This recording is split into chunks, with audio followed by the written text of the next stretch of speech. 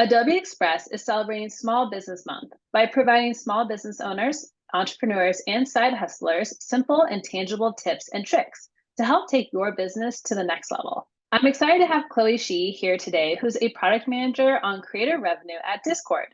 When she's not helping Discord reach new heights of popularity, she is an advocate for diversity in the industry and founded Colors of Chloe in 2022, her own organization with a mission to amplify the voices of women of color in tech, provide free career resources for people from underprivileged backgrounds, and address inequality in the workplace. Hi, Chloe. Welcome to the show. Thank you, Lauren. Really excited to be here. Thank you for Okay, hosting. that's a very impressive background, and I would love to have you kind of share in your own words. Let's start with your background and tell us about your career journey. I watched a YouTube where you talked about how rejection was a big motivation. I thought that was a really cool story. So maybe you could just give us the brief background of what led you to your career in product management. And then, of course, launching your own side hustle is like a huge thing too. Yeah. I would say that I had a really rocky journey to get to where I'm at. Like product management is one of those super gate kept career paths in tech.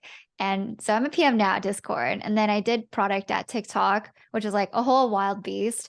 And then before that, I was in a product adjacent role called product operations at Facebook.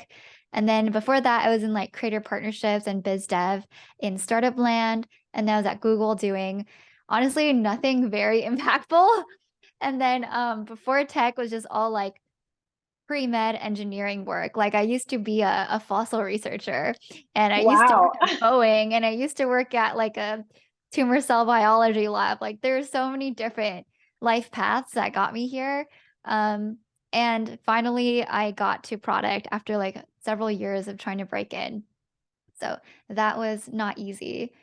But yeah, the part about content creation and doing my side thing, that was kind of integrated in this career journey too. Like as a woman of color navigating tech, it was so hard, especially I didn't have any connections or any Yeah. resources, no mentorship, and it was really dark for me. So a lot of times that I would like work my butt off to make a huge impact so that I can get that promotion or make that career change. I wouldn't like get credit for it. I wouldn't be able to have my name attached. And so I actually turned to social media to like post about the things that I've accomplished, and I was really happy about it.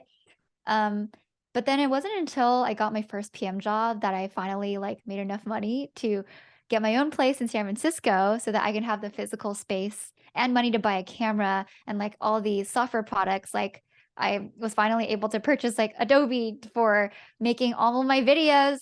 And that was really big for me. And that's when I started officially the content creation process.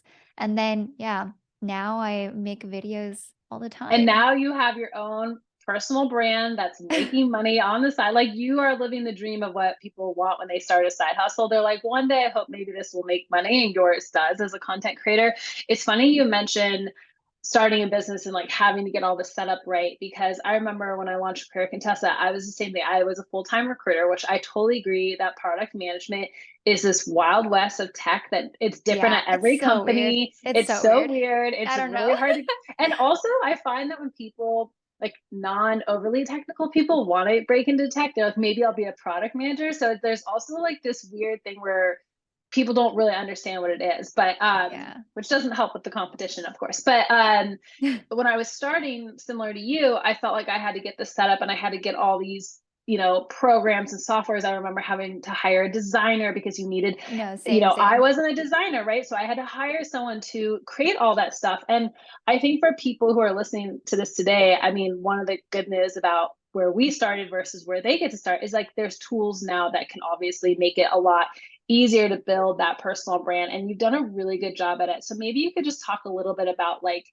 kind of maybe tips about like if you are thinking about creating that brand and kind of brand equity in yourself, how can you do that? How do you create that individual brand? What are your tips around that?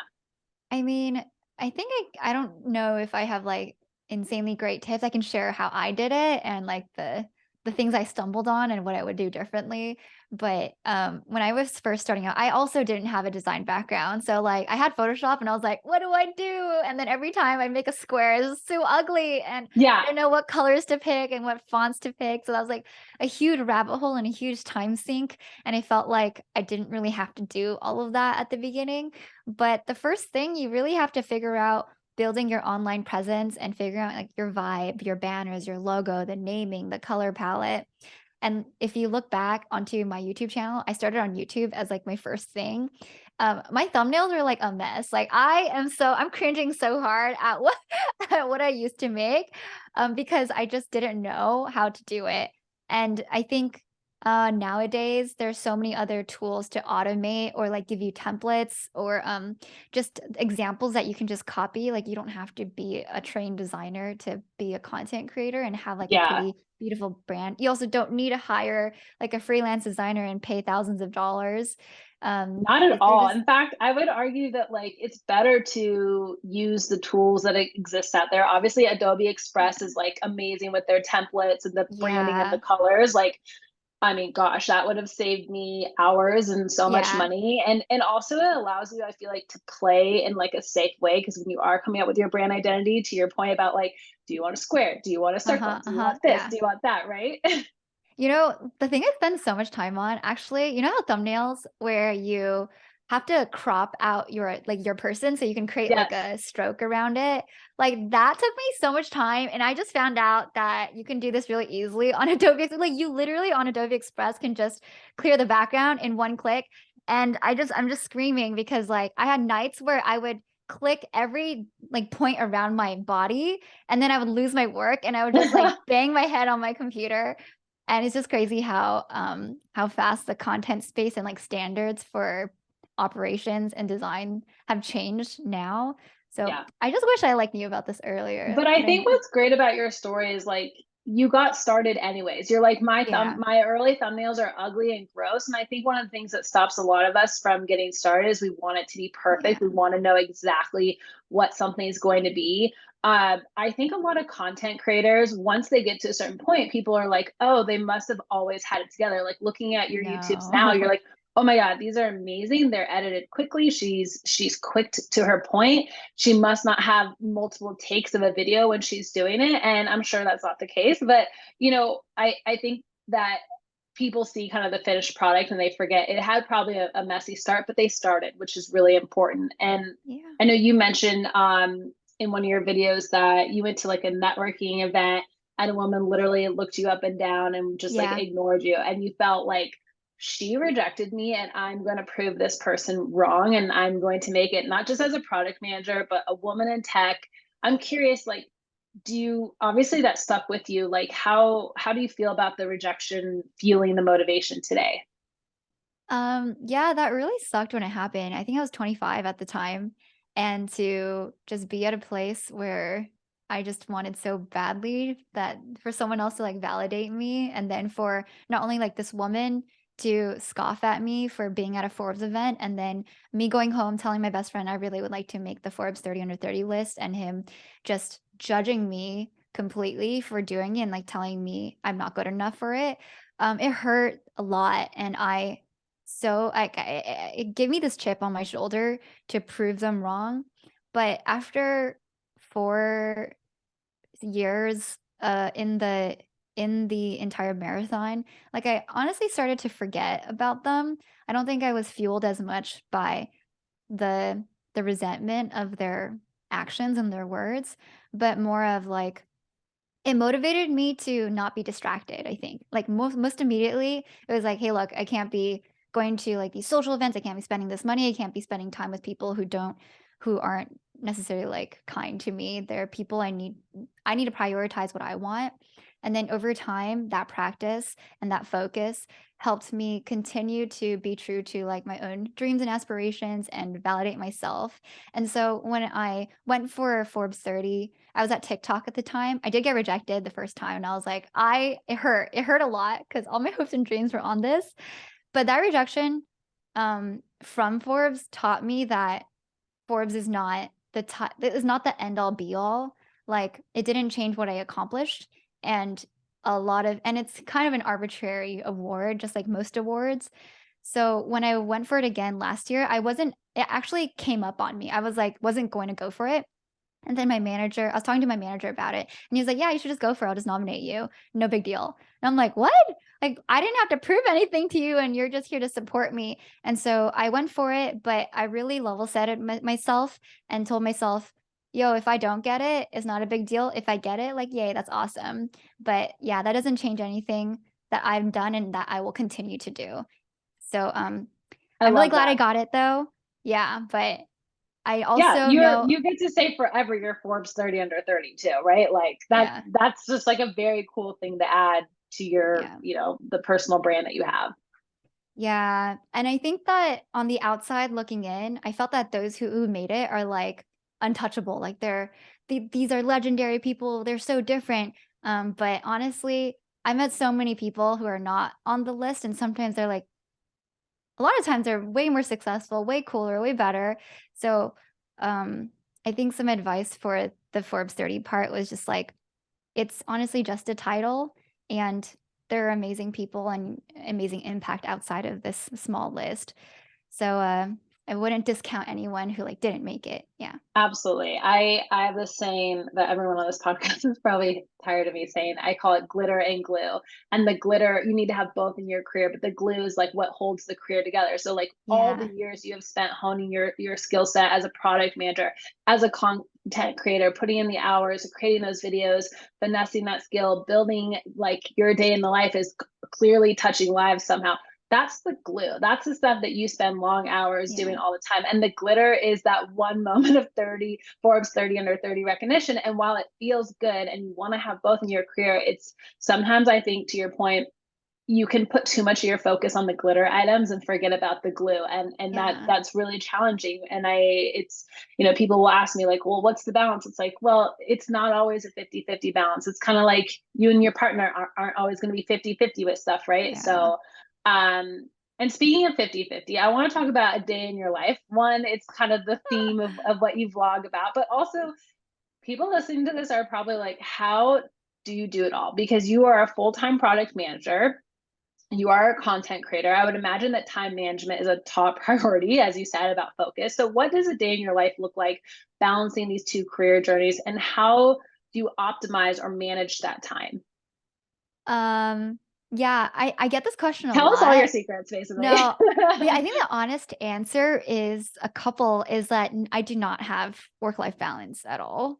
Like, anyone who does 2 full-time Thank job is you for sharing crazy. that, because Yeah, we like, don't this need another person being like, I just somehow do it. No, no, no, no, I don't do it. I'm, like, on the like, I'm constantly running late to things, and I'm constantly barely making the deadline, and I'm always, like, stretching myself thin, and this is not sustainable, and it's not gonna be forever for me. Like, I'm gonna have to make some big decisions at some point when, I need to choose to balance the life, but while I am, still, like, don't have a family to, be responsible for, and, like, so far health is okay, and then, like, overall family's okay, I am able to take those risks and go all in on these, like, dreams I have.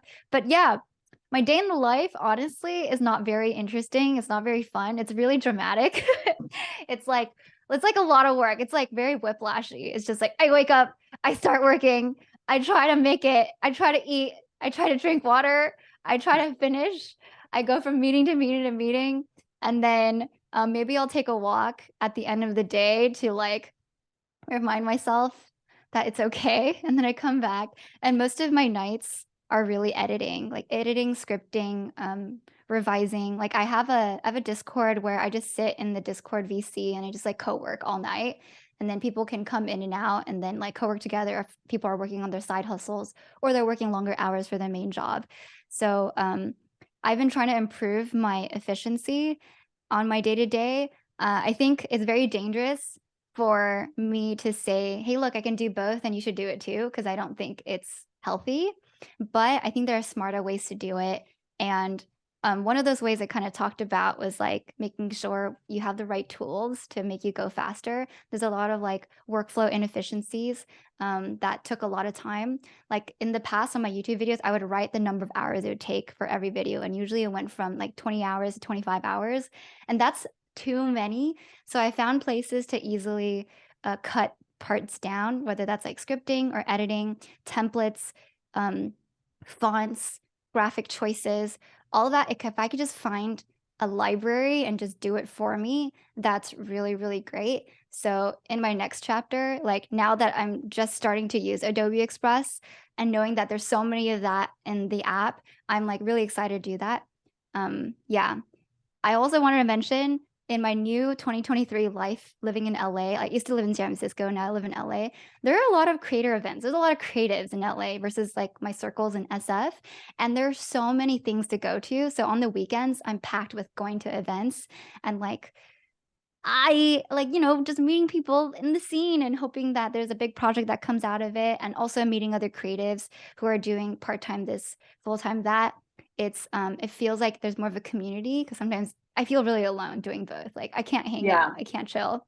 So, being able to work on the go is really important. So I'm trying to like consolidate all my on the go apps. Like if I can, respond to email on the go, I don't have to sit for an hour and two at night to go through it. So if I can like edit and use like Adobe Express on my mobile device and just edit my IG stories and be able to post, that would help me so much. Yeah. Yeah. So that's my life, chaotic. I know I appreciate you being honest about it, because I find it really interesting that we're in this sort of like anti-hustle culture, but you're basically saying like I hustle really hard and I'm okay with that because at this stage in my life it works, right? And maybe one day I'll have a stage where it doesn't work and I won't want to hustle as much, and maybe I'll pick between the two careers or whatever it is that I decide to do, but I'll Yeah. kind of cross that bridge when I get there.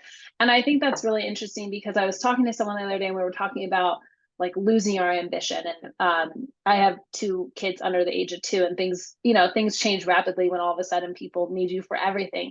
And we were talking about how it's not that we feel less ambitious, it's that our definitions of success sort of adapt with us. And I think, similar to what you're saying is like, I had to focus at one point. At that time, success was probably very much growing your product management career. Now, success maybe for you is really leaning into that content creator space and the side hustle. Do you find that having your side hustle, and I even like, I don't love calling it that. Like I would say more like your content creation business. Do you find that that helps you in your day-to-day job too? Like because you are learning different skills or using some other skill sets for your YouTube channel, you're able to then bring that back as your role in product management? I directly do because I work on the creator revenue team. So building that user empathy for creators does Yeah. a lot for me.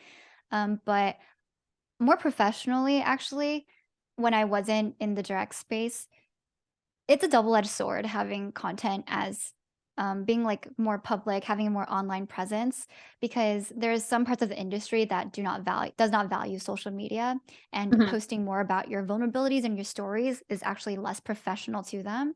But then on Hmm. the other side, there's a whole other segment of companies and industries that really they welcome that. They love that.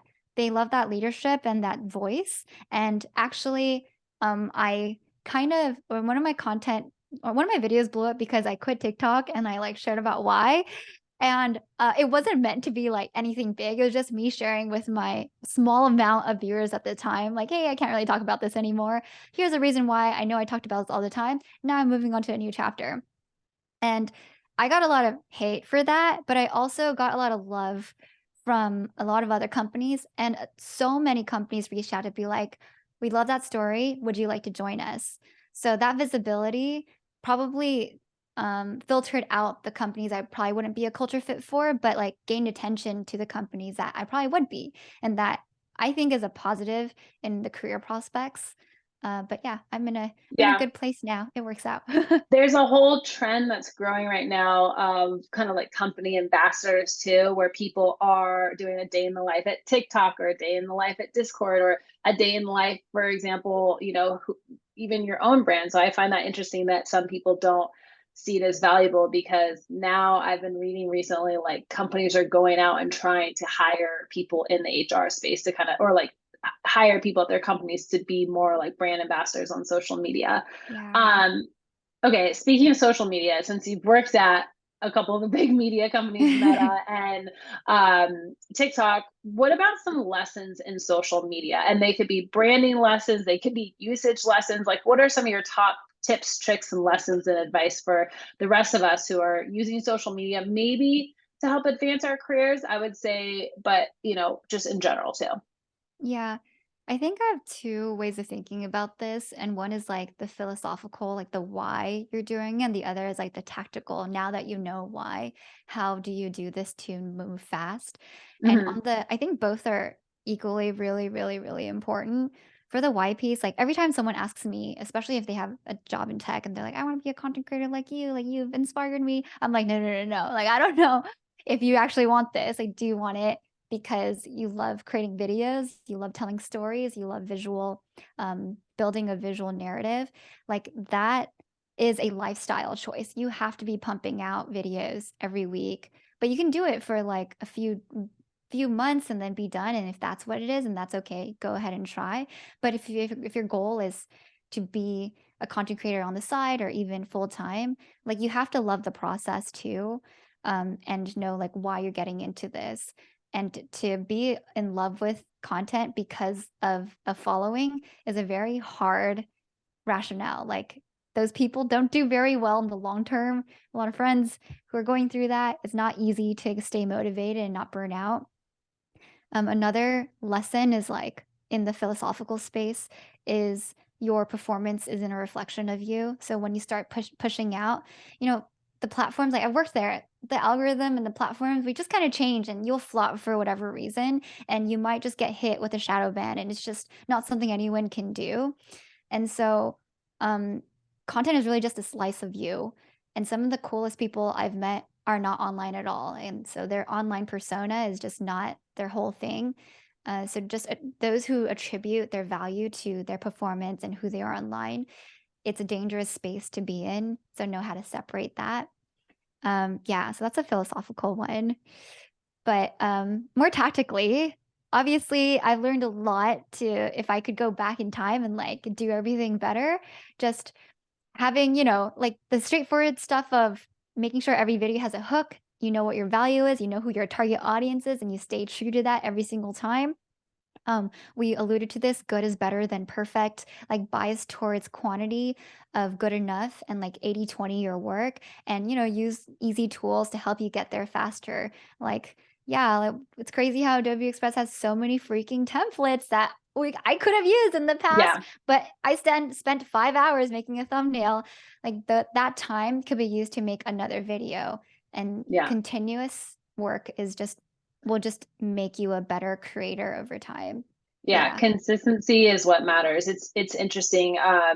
You were talking about, using tools, and one of the other things I learned is like you don't have to reinvent the wheel, right? You don't have to start from scratch with something. Like you weren't the first person to become a vlogger who shared about their day in the life, right? Like you didn't have to reinvent the format or the fact that you're using thumbnails, or if your thing is that your Instagram. I remember when I was starting our Career Contessa Instagram, like we were all about quotes, and like I was just trying to pick some sort of format. And like I think a big piece of branding too, and whatever you're doing, whether it's videos or Instagram or even on your blog or whatever it is like be consistent and like have something that is repetitive and repeated, but don't feel like you have to reinvent the wheel. One of the cool things obviously about templates or you being able to use a tool, I know we keep talking about Adobe Express, but like what's cool about that tool is that you don't have to come up with a template from scratch. You can look at some examples, Yeah. it will inspire you. I'm a very visual learner too, and so I like stuff like that.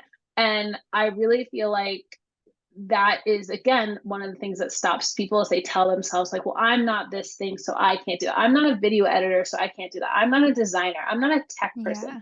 I'm 25 and just got rejected by someone at a networking event. What do I have to say in my day in the life series that people would actually be interested? But it's like everybody has a unique perspective. It's the difference between the people who do it and then consistently show up. I got advice once when I was first starting Career Contessa that was, if you're not going to spend 5 years doing it, don't spend 5 minutes doing it. And Oh, yeah, I like that advice though. yeah, and I Yeah. get it why now. There is no such thing as an overnight success. So it is, it does building a brand takes time. And to your point, if you're doing it just for the following, if you're doing it just for the likes, it's going to be very, very Yeah. hard. Or the Um, glitter.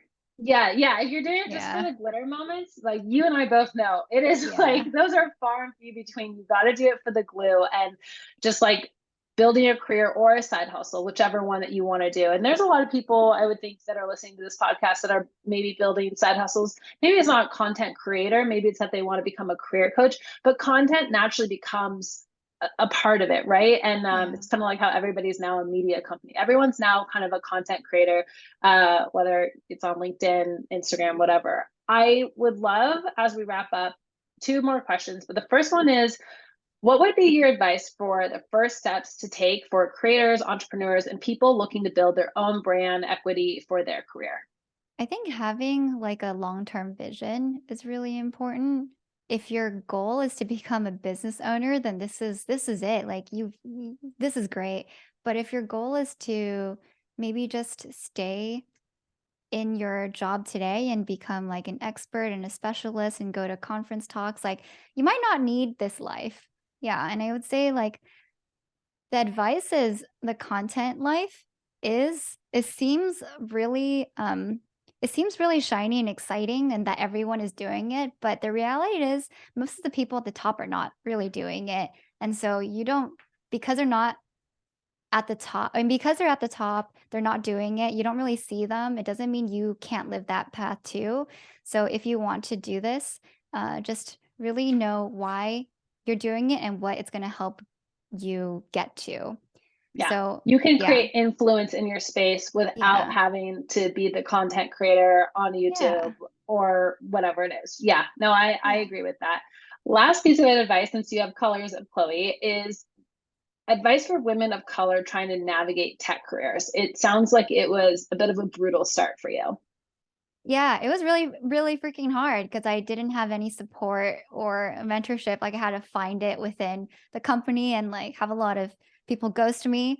But I think supporting each other is really important in this space.